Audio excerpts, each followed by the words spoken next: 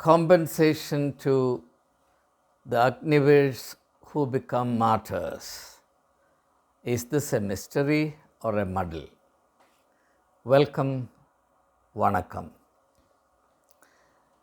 One of the most embarrassing moments in the address of the leader of the opposition to the parliament, to be precise, the Lok Sabha, was the reference to the Avniveer and the fact that a particular Avniveer who became a martyr was not compensated by the central government, not to the tune even of 1 rupee.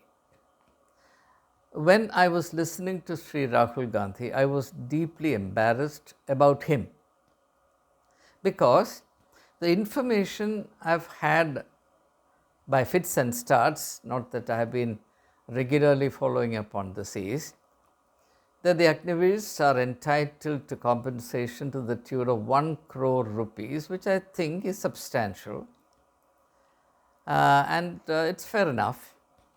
So I assumed as a matter of routine that insofar as we attach great significance to security and a great value to the life of our soldiers, including Avniveers, even though Avniveers are envisaged to be on a different level, I assumed that as a routine practice, the compensation would have been dispersed to the family concerned expeditiously. So when the statement came with such assertion on the part of Sri Rahul Gandhi that he visited the family of a deceased Avniveer who complained to him that compensation has not been paid to them by the central government, I was inclined to distrust the words of Rahul Gandhi. In fact, I felt disappointed. To tell you the truth, I felt deeply disappointed that he made a statement of that kind. And that disappointment turned into indignation on my part, indignation against Sri Rahul Gandhi, when Sri Rajnath Singh, the Honorable Defence Minister of India, got up and with such emphasis, confidence and rhetorical vehemence asserted that the leader of opposition was misleading the House and that compensation to the tune of 1 crore has already been disbursed to the family of the deceased. So the issue was kept hanging in the air at that point in time, which greatly disappointed me because I attach great sanctity to the proceedings of the Indian Parliament. And I believe that every member of the Parliament, whether of the Treasury benches or of the opposition, must hold himself or herself accountable to the country as a whole for every word uttered in the Parliament. Parliamentary proceedings are not to be taken lightly at all, and it must be transacted with the air of dignity, solemnity and sanctity that is appropriate to it. So for a leader of the opposition to make the kind of statement that Rahul made, to me was really very disappointing, and that became shocking in the light of the revelation made by Sri Rajnath Singh. So I thought the matter was left at a very unpleasant stage, because as citizens of the country, we really don't have the means to investigate such issues concerning government files, because after all the truth will be revealed only when the government chooses to reveal the truth. So I was really looking forward to this issue being resolved, because it is bad for the morale of a nation to have such issues kept shrouded in obscurity, kept hanging in the air, and people left wondering as to what really happened. Who is lying in this instance? Is Rahul Gandhi telling a lie, or is Sri Rajnath Singh, the Honorable Defence Minister of India, telling a lie? Either way, it is very bad for the country. The leader of the opposition telling a lie to the House is as bad as the Defence Minister telling a lie. And the situation is extremely disappointing. And if the members of the Parliament undercut the credibility of the House, then I think it's really bad day for the country. So I was really looking forward to a further statement either by Sri Rahul Gandhi or a spokesperson of his party or someone who is credible enough so that this issue can be settled. I was also looking forward to the issuance of a statement by the concerned department of the Ministry of Defence. Anyway, at the moment I have before me a statement issued by Sri Rahul Gandhi. I'll play that for you and then maybe offer a few words by way of reflection on it.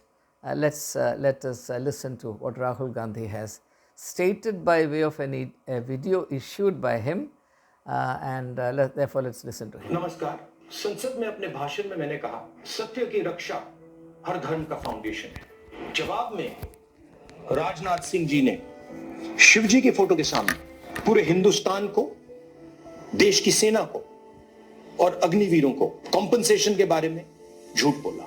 मैंने अपने भाषण में कहा था, मेरी बात मत सुनिए, उनकी बात भी मत सुनिए, अग्निवीर के परिवारों की बात सुनिए। कोई सहूलत नहीं मिली ना सेंट्रल गवर्नमेंट, पंजाब सरकार ने दी हमें, चलो जो भी है उनका हक, तो सेंट्रल गवर्नमेंट ने कुछ नहीं दिया हमें। बोलते आएंगे पैसे, इलेक्शन आ रहा है, वो आ रहा है, ना जाने कब आएगा। शहीद अजय सिंह जी के पिता ने मेरे और रक्षा मंत्री के भाषण सुनने के बाद ये बयान दिया है। जो राजनाथ ने कल बयान दिया कि 1 करोड़ रुपए का शहीद परिवार को भेज चुके हैं, सानू कोई मैसेज नहीं, ना कोई पैसा आया हाल तक। राहुल गांधी बहुत आवाज उठा रहा है। Now in this video, the father of the deceased Avniveer is very clearly and emphatically stating that the family hasn't received even 1 rupee from the Ministry of Defence by way of compensation. However, the Ministry of Defence has issued a clarification saying that a sum of rupees 98 lakhs has already been released to the family, and after the completion of certain verification processes, a further sum of rupees 67 lakhs will be released to the family. Now the trick in the situation lies in this. The claim or the complaint, if you like, of the family of the deceased Avniveer to the leader of the opposition, the claim was made perhaps Rahul Gandhi was not the leader of the opposition. He would have visited the family in his personal private capacity out of compassion for the family in the state of trauma and irreparable loss. The complaint made by the family concerned is that they have not received the amount. They are not saying that the amount has not been released by the government, because a poor family has no way to find out whether the amount has been released or not. All that they can say truthfully regarding their plight is that they have not received the amount. Now, the Ministry of Defence in its statement, to the best of my knowledge, does not say the exact date, mention the exact date on which the sum of 98 lakhs was released to be paid to the family of the deceased. Was it released 2 days back, 3 days back, 10 days back, 20 days back? If it was released, say, 10 days back, why hasn't the money reached the person concerned or the family concerned? Or is it a case of a slip between the cup and the lip? Has the money got lost, has the money lost its way and reached somewhere else? We do not know. It's a very, very intriguing situation. So the complaint on the part of the family is that they have not received the amount. That's all that they can say. The ministry says the amount has been released. The ministry doesn't say that the family has received the amount. So there is a huge area, grey area, twilight zone between what the ministry claims and what the father of the deceased Avniveer complains. So between the claim and the complaint, there is a huge space of uncertainty. Let's listen a little more, then we'll have more to.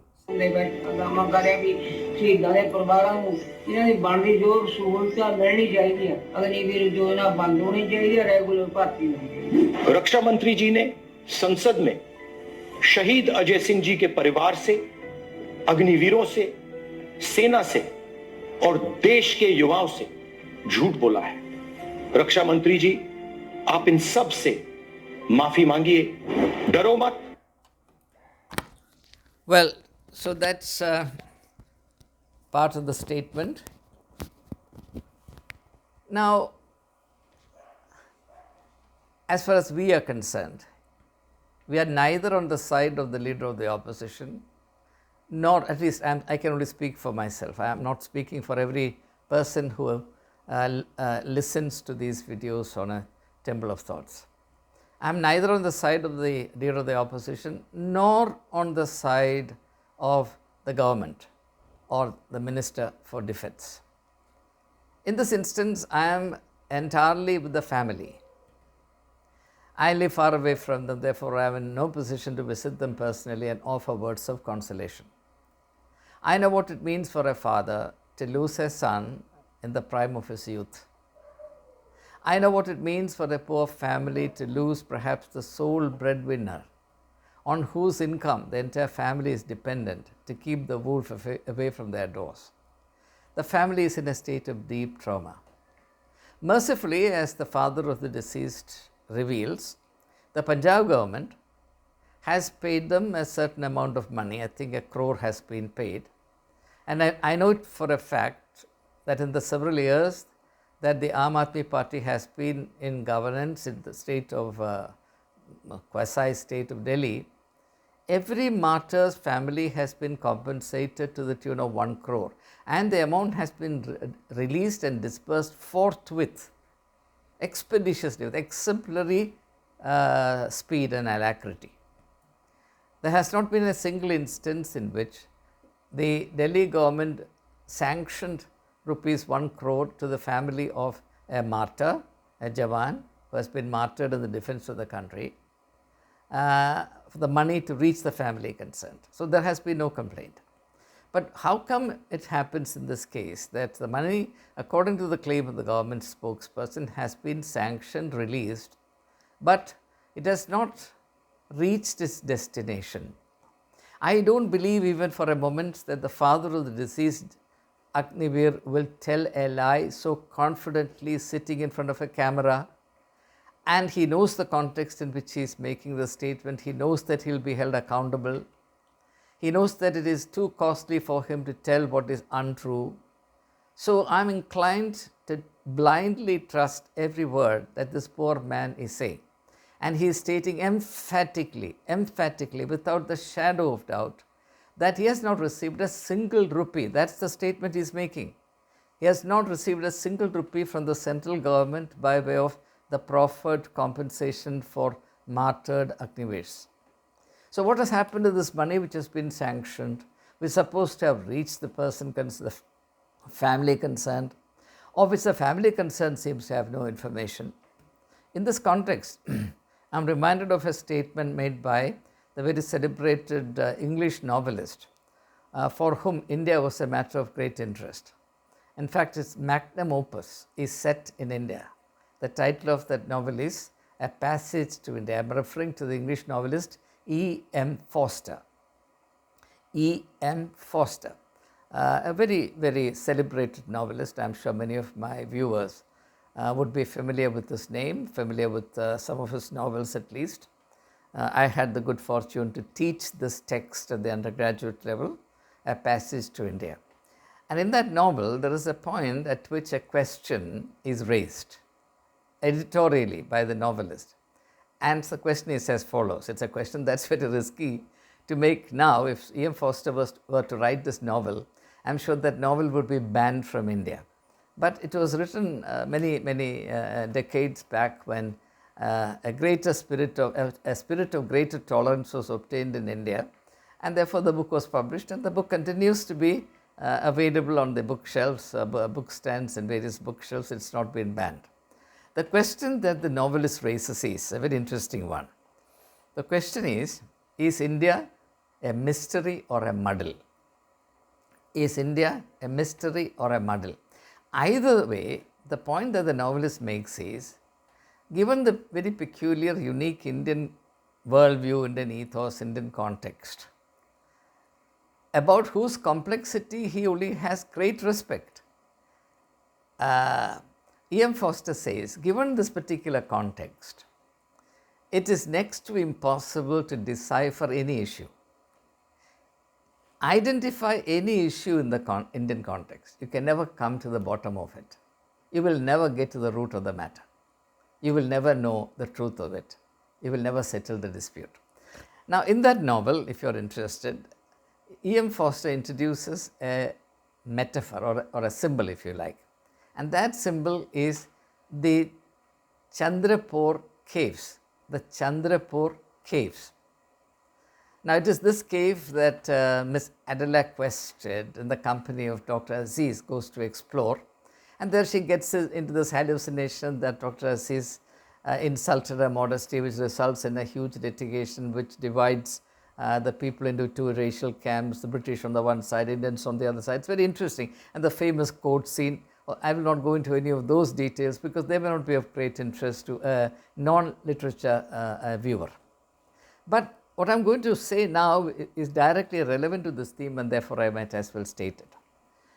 E.M. Foster introduces the Chandrapur caves as a symbol of the Indian context. He says, speak what you will, shout what you will into the Chandrapur caves.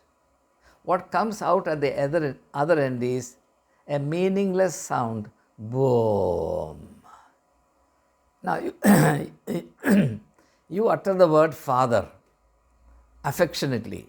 What will come at the other end is not father but boom. You utter the word nonsense. What will come at the other end is boom. You utter the word, if you like, dignity. The word comes out at the other end of the cave is boom. So it doesn't matter what the input is. The output is just this, and it's an undecipherable word. What is undecipherable does not mean utterly meaningless. It means that you will not be able to get to the meaning of it. Somehow, your attempts to decode or get to the heart of its mystery will always be rebuffed by the nature of the event and the context, etc. And E.M. Foster says that this is an indication, this is a sign of the kind of mystery, enigma, puzzle that abounds in the Indian context. Now, obviously, this is a product of the Englishman's sense of bewilderment about the richness and the diversity, the variety and the plenitude that characterizes the Indian context, which the Englishman, given his limitations of intellectual, symbolic, religious, monochrome nurture, is simply incapable, unsuited to decipher. Or to use the words of Hamlet in Shakespeare's play Hamlet, where Hamlet asks a question with his friends, Rosencrantz and Guildenstern. He gives them a pipe and asks them to play on it. They say, "My lord, we can't play." Hamlet again urges them to play. They say, "My lord, we just can't do it." Then Hamlet flares up and says, "You who cannot play this pipe, you think you can pluck the heart of my mystery. You think you can pluck the heart of my mystery." India is making a statement of that kind to the British, the British mind, the limited British mind, incapable of coping with the perplexing, overwhelming plenitude, the richness, the diversity, the contrariness of the Indian context, which is mind-boggling.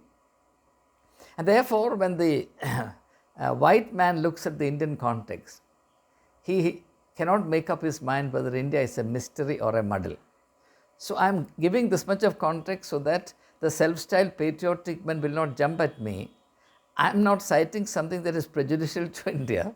Rather, I am citing something which actually captures the white man's sense of absolute bewilderment about the diversity and the complexity of the Indian context, which they could never master. So anyway, it is this sort of came to my mind. So let this particular point of embarrassment regarding the compensation paid to the martyred Avniveer's family be settled once and for all. My dear friends, my only submission is this. As the citizens of this country, we love our country. We want to be proud of our country.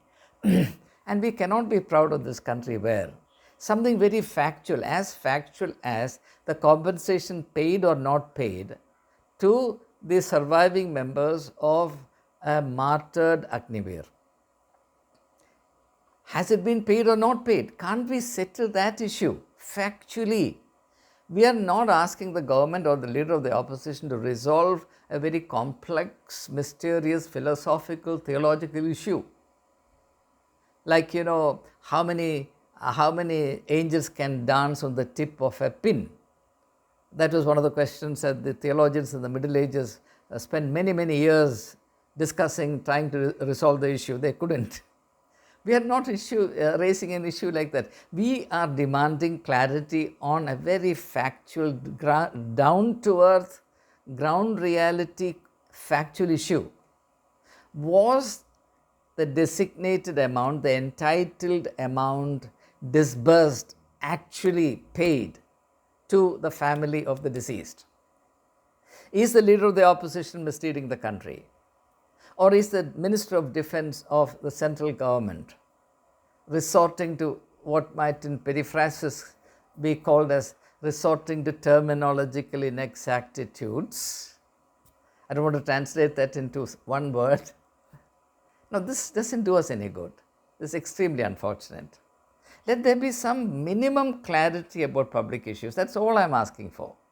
I'm sure that's all that every one of you would demand. Let us know the truth of this. I would request the officers of the concerned department of the Ministry of Defense to issue a final factual statement to lay this issue to rest. And that statement should also take into account the substance of the video that the leader of the opposition has now shared with the public. It's a public document. That's the reason why I thought I'd share the soundtrack with you. I've not shown the visuals at all.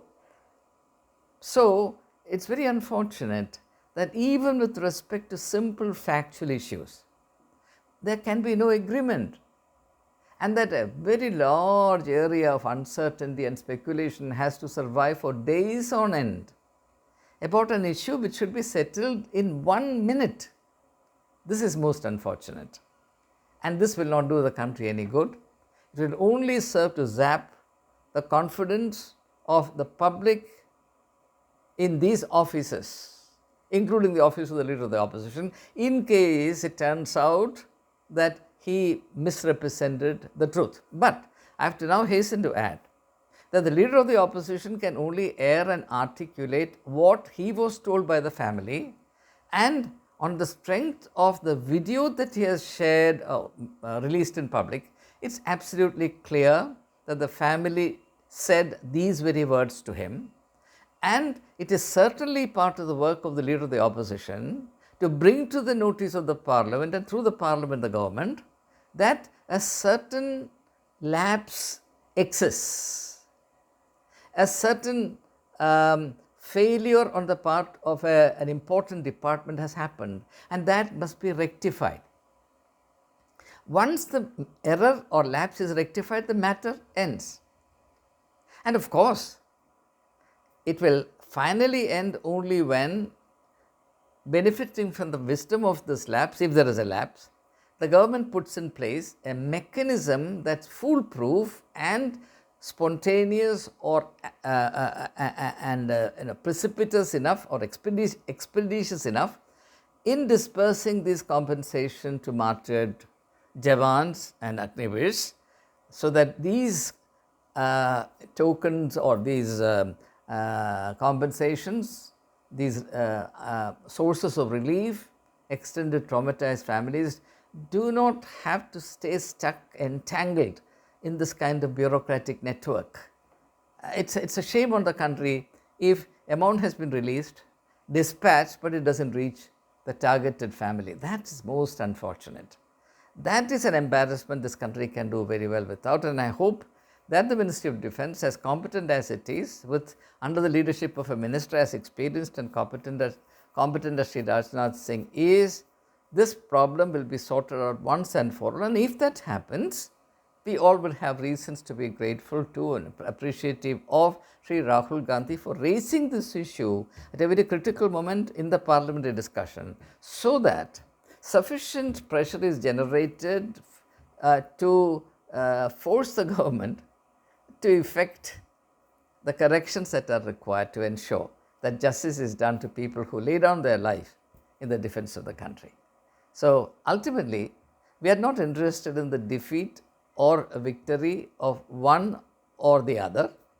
We are only interested in the health and wholeness of India, and that depends very substantially on the integrity of these important constitutional functionaries when they make statements to the public, when they raise issues, to make sure that what they are saying is defensible, what they are saying is absolutely true to the best of their knowledge, and that they have also taken the time and trouble to verify the substance and establish the verity of what they are stating in public, so that due respect is shown to the augustness, the solemnity and the sanctity of parliamentary proceedings.